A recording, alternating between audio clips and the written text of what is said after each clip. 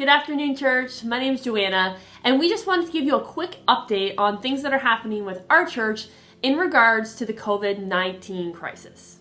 Yesterday morning in our church service, our senior pastor, Bruce, announced that we will no longer be having church as usual, at least for an unknown number of weeks to come. The Nova Scotia government has asked this, and we want to be wise and responsible with our decisions.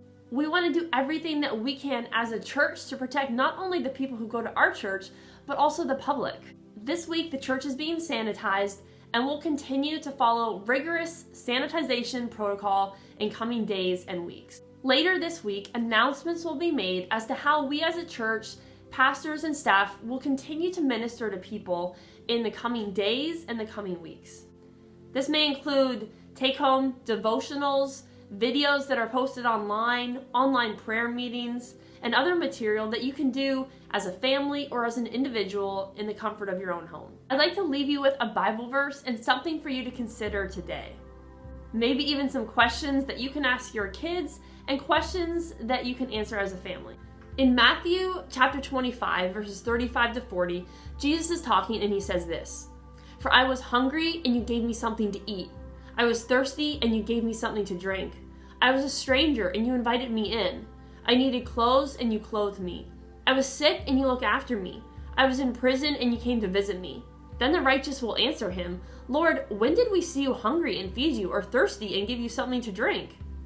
When did we see you as a stranger and invite you in, or needing clothes and clothe you? When did we see you sick or in prison and go to visit you?"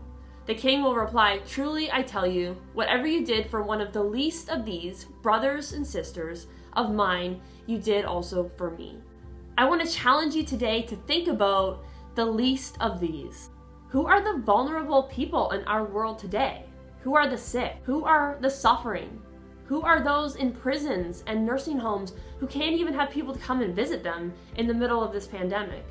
Jesus always cared for and reached out to those who were suffering. He healed the sick.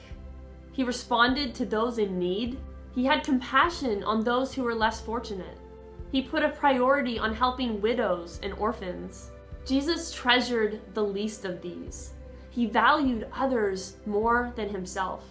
And as Christians, we're called to do the same. Despite the fact that we have to maintain a certain distance from each other and we can't gather as a large group, how can you still show compassion to the least of these and those in need today and in coming days? Can you pray for your family members, your neighbor, those around the world? Can you pick up groceries for someone in need today? Can you leave a roll of toilet paper behind at the grocery store?